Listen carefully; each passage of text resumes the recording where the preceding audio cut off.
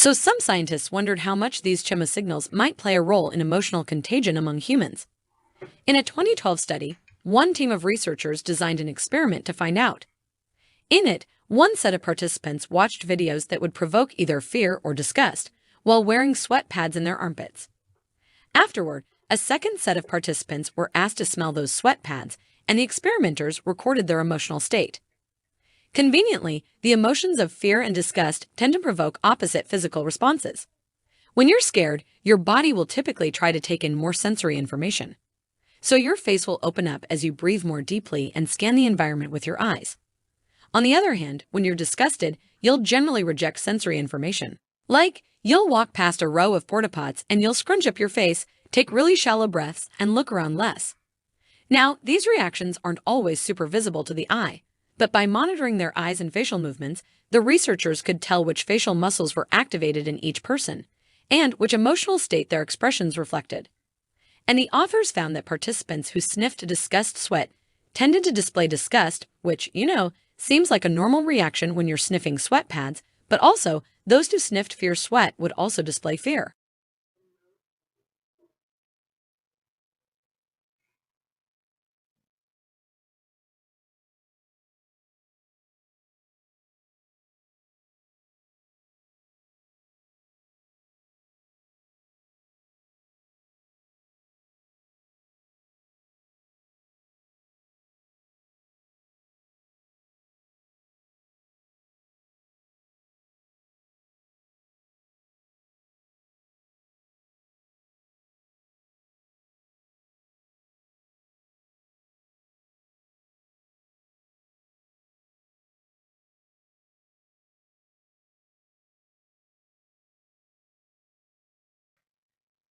In fact, a lot of what we perceive as flavor comes from odor molecules that float up to our smell receptors through our mouths.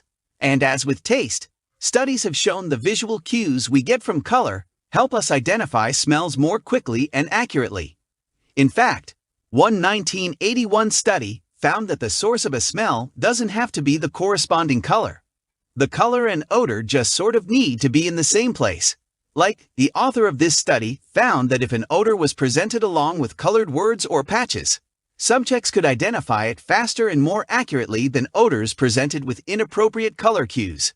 So as an example, the smell of lemon would likely be easier to identify in a yellow room than in a pink room, which sounds strange.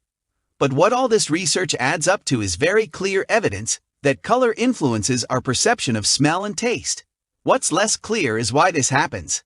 Scientists have not nailed down one single answer, but there are a few possibilities. The first is that the appearance of food or drinks produces what some researchers call an expectancy-based effect. Basically, the color of something tells you what to expect, and your expectation is actually enough to overpower reality and influence the way you identify a taste or smell. This idea is similar to the placebo effect, where people's beliefs about a treatment actually change the symptoms they experience. Another way color could influence how we identify a flavor or smell is by directing our attention.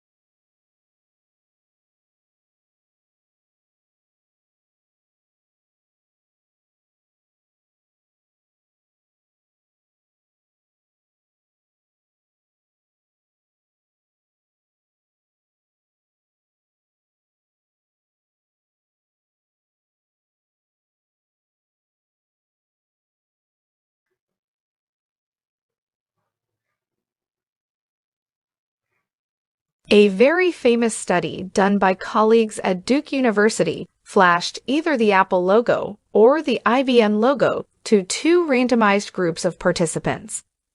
The study found that after being subliminally exposed to the Apple logo, compared to when you'd been exposed to IBM logo, participants performed better on creative tasks.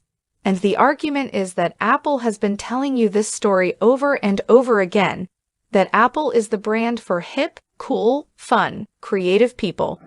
This is the true power of brands. They can influence our behavior in ways that extend way beyond the point of sale. So, to what degree can the influence of brands wreak havoc on our ability to make rational spending decisions? This is Americus Reed. He studies identity and marketing at the University of Pennsylvania. When I make choices about different brands, I'm choosing to create an identity. When I put that shirt on, when I put those shoes on, those jeans, that hat, someone is going to form an impression about what I'm about.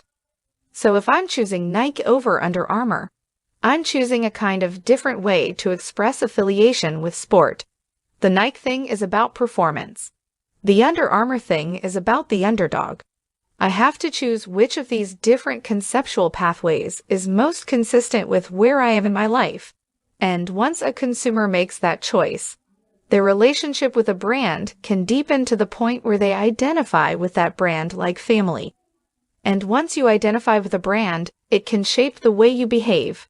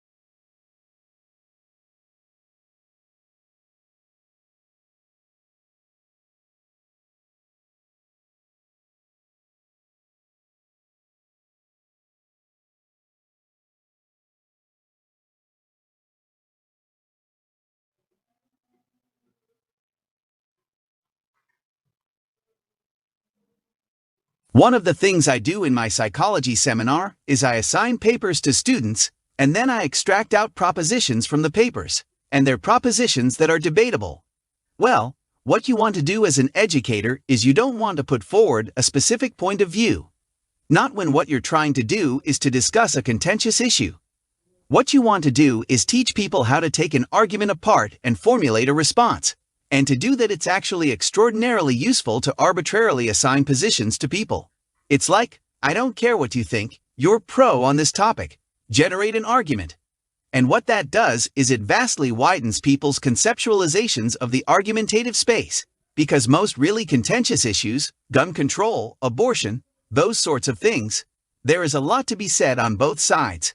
They wouldn't be contentious issues otherwise. They're issues that don't go away. Well, why? Well, because they're so complex. They don't lend themselves to easy unitary solutions. One of the things you want to learn if you're educated is that on any complex subject there's a lot to be said, and that you're going to come at that with your particular ideological bias. Let's say, your temperamental bias. Maybe even you might even come at it with things you've actually thought about, although that's pretty damn rare. But you need to learn just exactly how localized your viewpoint is.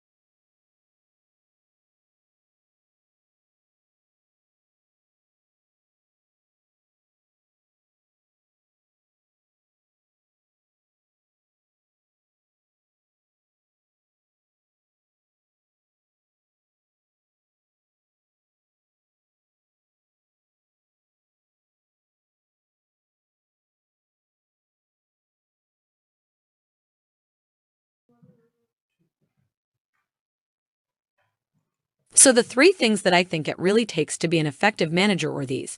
First of all, learn to delegate, The most important thing is you have to trust your people to do work themselves, and if you're in the business of overseeing every single decision they make, you're not going to be a very effective manager because you'll be stretched too thin and you'll certainly never be able to rise to higher levels of management where you're overseeing dozens or hundreds or even thousands of people. So that's the first thing. The second is work hard to understand what the people underneath you do. There's this tendency to think, if I came up through one skill as I oversee people with different skills, I'm just going to trust them to get it right, and you have to.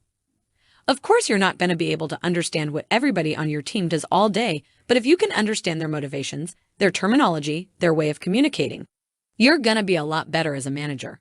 And finally, this is a kind of simple thing, but have as many one-on-one meetings as you possibly can.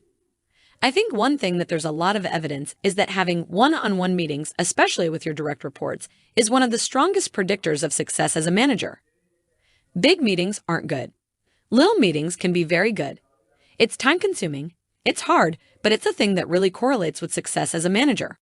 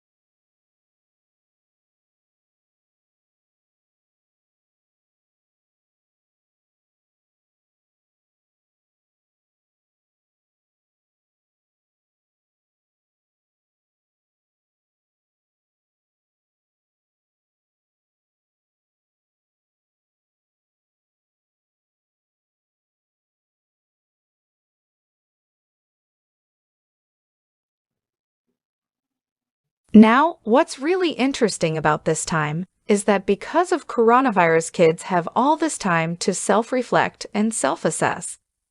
And so we should be actively promoting meta-learning during this time. And so what I've suggested is that we promote the idea of a learning journal. So the idea is this: let kids decide their own learning path. Let them decide what they want to learn. It could be if they want to learn how to cook. It could be they want to learn how to drive a car. It doesn't matter. What's important is that they write down their learning journey. And so there are three components to a learning journal. First is to define the goal concretely and precisely. It's better to say, I want to be able to run a marathon in less than 4 hours than it is to say, I want to finish first in a marathon. Second is to write down the learning process. So think of a cooking recipe and writing down how you cook something. The third and most important component of a learning journal is to write down your observations, collect data, self-reflect, and develop new learning strategies for yourself. And during this process, teachers don't go away. Teachers play a very important role in that they become coaches. I would say that being the coach has three main functions. The first function is to motivate the student. Second function is to identify witnesses in the learning journal. And the third and most important function is to constantly suggest new learning strategies.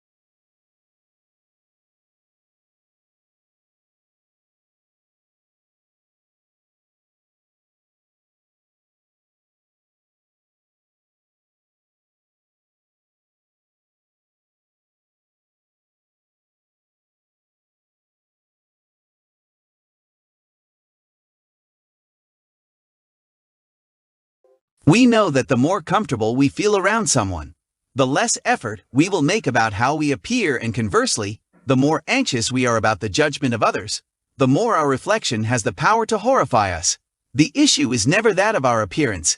It is about our sense of our vulnerability to humiliation. When we meet people who are perpetually sick with worry that they are not attractive enough, we should not rush in with physical compliments. This is only to foster and unwittingly reward an aggravating criterion of judgment. We should learn to spot the wound in their early relationships that have made it so hard for them to trust that they could matter to others in their basic state, and that therefore perpetually evokes in them an unflattering self-image. They are not ugly per se, they were, when it mattered, left painfully unloved and ignored to an extent that they are liable never to have recognized or mourned adequately.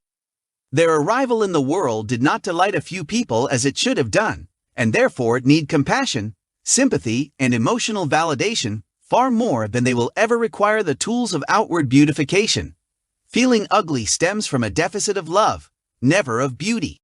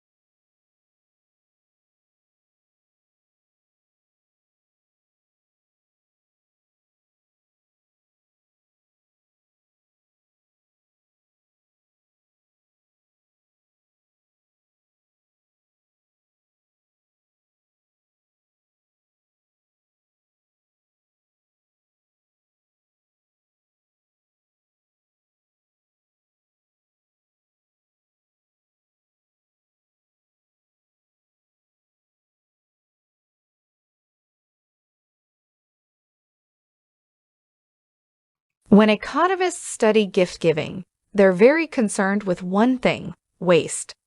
Let's say hypothetically that my grandmother buys me a sweater that I hate, and your grandmother buys you a sweater that you hate. Sorry, grandmothers. Before long, we're talking about billions of dollars in waste in the economy. Economists call it deadweight loss, and they estimate that up to 30% of the value of all gifts is wasted. That means the company's wasted time making the gift. It means the giver's wasted time giving it out, and it means the recipient's wasted time returning it. There's a way to fix this. There is a very specific gift that is always worth the exact same to both the giver and the receiver. It's called cash. The good thing about cash is that the receiver can always make use of 100% of its value. The bad thing about cold, hard cash is that it's cold. It doesn't say anything except, "Here, take some money." So this is a conundrum.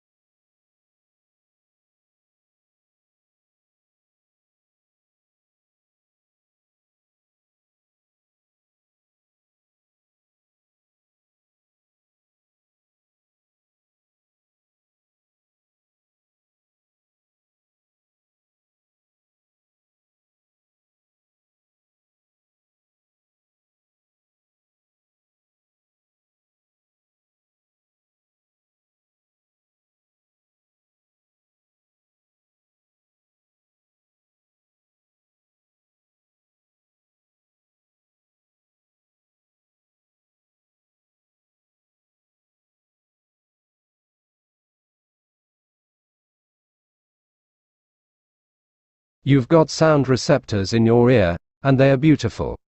We're not going to talk about them at any length, but there's little flappy, these little spiky things going along in your ear, and they can translate vibrational energy coming from your ear, hurting your eardrum, being translated into a vibration into the fluid in your ear, into a physical motion of these little receptors, they're into an electrical motion, into an electrical signal that goes into your ear. So, all of that's pretty impressive stuff. We are not going to talk about the details of it, but I invite some of you who want to learn more about this, particularly MIT students who would find receptors quite remarkable kinds of devices.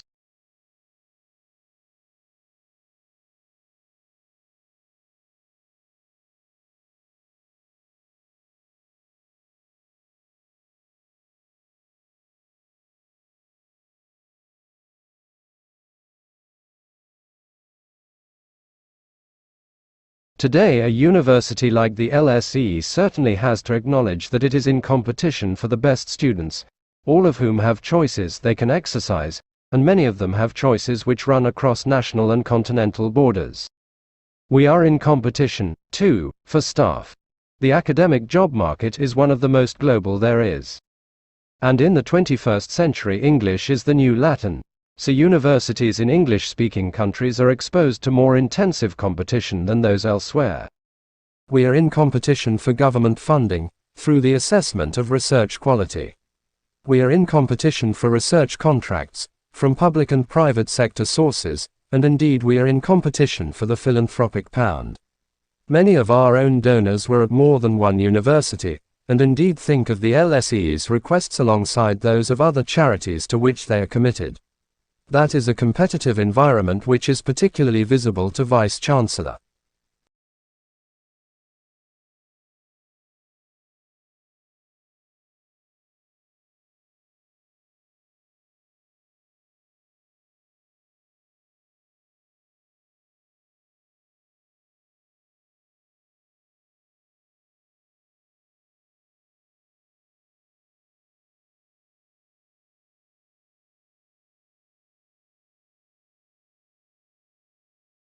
The pace of which that the human minds have evolved over the last 500,000 years and more recently the last 200,000 years has been so frighteningly rapid that the evolution of cognitive function and perception in different ways can only happen to the actions of a small number of genes if one needed to adapt dozens of genes changes and concert, in order to acquire the penetrating minds that we now have, which our ancestors 500,000 years ago didn't have. The evolution could not have occurred so quickly.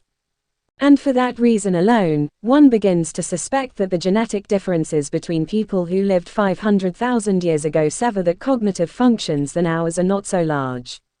Therefore, a rather small number of genes may be responsible for comforting us that powerful minds which the most of us now possessed.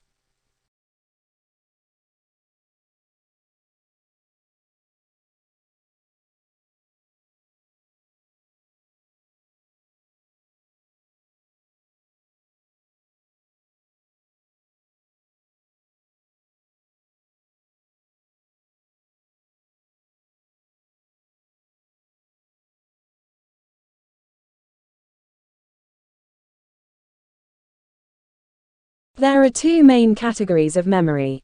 Implicit memory, which is also called procedural memory, cannot be consciously recalled.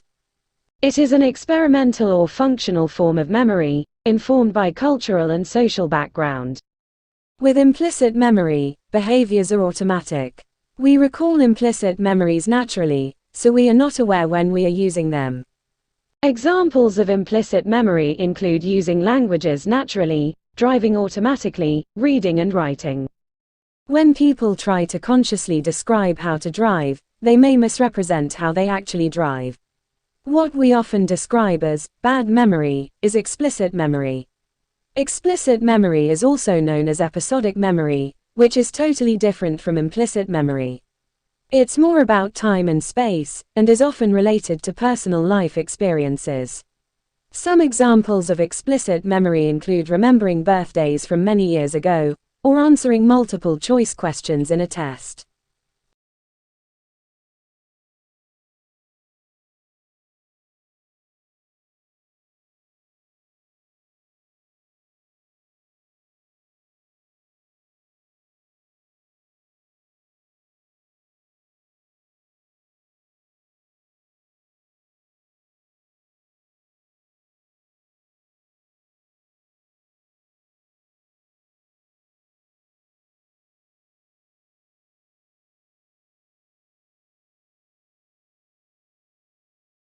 One of the most amazing things that's happened even in my lifetime is the prediction of cosmology. When I started out 40-odd years ago, we thought we knew that the universe began a Big Bang. Some people doubted even then. We thought the universe was about 10 or 20 billion years old. But now, for really very sound scientific reasons, we can say that the universe did started in a Big Bang and it's 13.8 billion years old. So it's not 14, it's not 13 because a decimal point in there, and that's a stunning achievement to know that. And we also know that the laws of physics that apply to tiny particles inside atoms also explains what happened in the Big Bang. You can't have one without the other. A very neat example of this is that when you apply nuclear physics, that kind of physics, to understand how stars work, you find out that the oldest star in the universe is about 13 billion years old.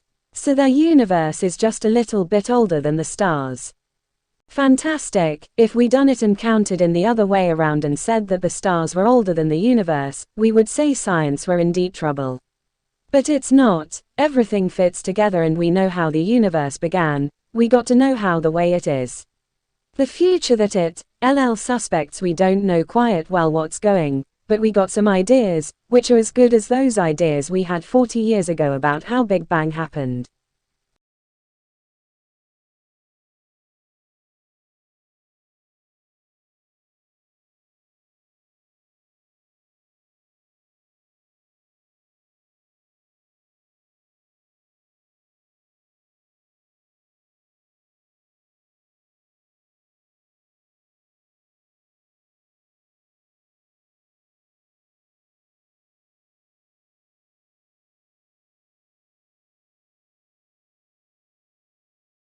Well, it's like, why is Australian housing is so expensive?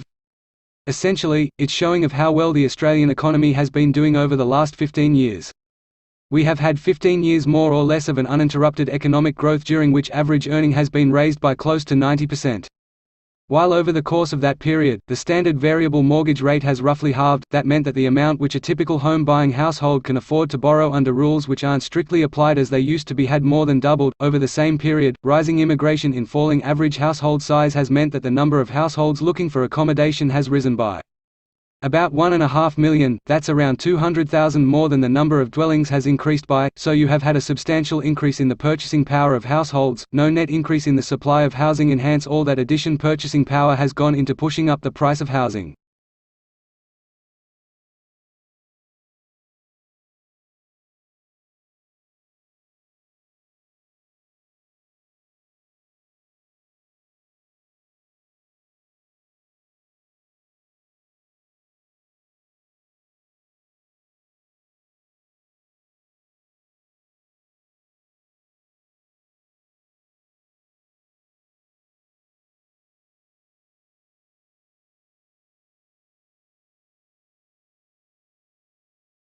Mars is fourth planet from the Sun and the second smallest planet in the Solar System after Mercury. Named after the Roman god of the war, it is often referred to as a red planet because the iron oxide prevalent on its surface gives it a reddish appearance. Mars is a terrestrial planet with a thin atmosphere, having surface features reminiscent both of the impact crater of the Moon, and the volcanoes, valleys, deserts, and polar ice caps of the Earth.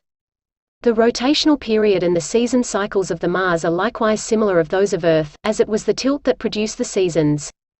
Mars is the site of the Olympus Mons, the largest volcano and the second largest known mountain in the Solar System, and the Val Marineris, one of the largest canyon in the Solar System. Until the first successful Mars flyby in 1965 by Mariner 4, many speculated about the presence of the liquid water on the planet's surface. This was based on observed periodic variation in the light and the dark patches, particularly in the polar latitude, which appeared to be seas and continents. Geological evidence gathered by the unmanned mission suggested that Mars once had large scale of water coverage on the surface on some earlier stages existence.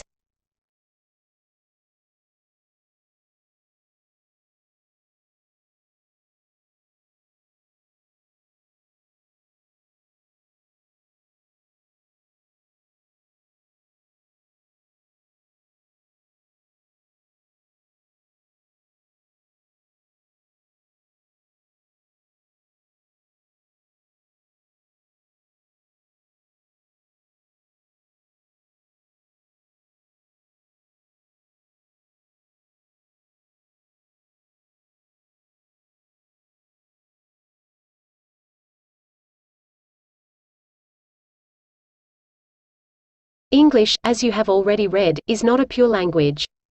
I don't think there really are any pure languages in the world. But English is definitely not a pure language. English, in fact, has borrowed from over 350 languages in its history.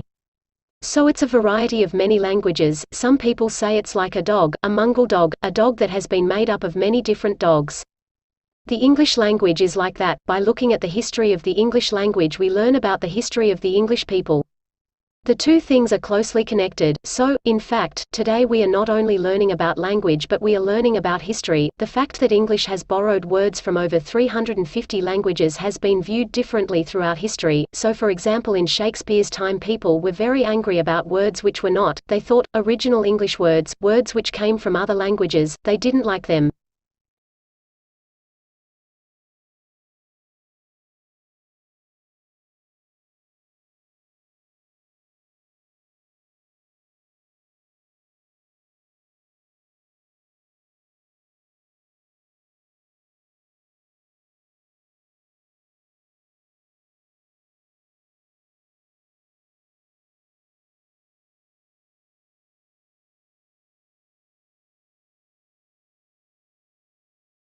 The time in late 1990s when management consultants wrote books with titles such as The War for Talent. There was a great deal of talk about the talent wars. And I think that was the bursting of the bubble, with the bursting of the dot-com bubble and a sense of the people who had been the masters of the universe just a few weeks before we were out on the streets looking for jobs. I think this created a reaction. It gave me ideas that there was a war for talent. In fact, all of things we saw in the late 1990s are reasserting themselves now. All those shortages are reasserting themselves, and the real reason the auditing was really the bursting of the bubble, not the shortages of talent. There are very profound structural forces which are creating these talent shortages. One is the fact that the nature of the economy is changing. It's putting more and more premium upon intellectual skills, analytical skills, creative skills which are in short supply. So there is a demand increase, but there is also a decrease in supply. Because we are seeing now the aging of the baby boom, the shirking of populations in Europe and Japan, and not very long in China as well, and the sort of stabilization of the population of the United States. So we see a time when there is a greater demand for intellectual skills and slowing down in the supply of people who possess those skills, and also a mismatch between the sort of things that people are learning at school and university and the sort of things the economy is placing a premium on, particularly with the shortage of trained people in the sciences and engineering. So for all sort of reasons, there's a premium on talent.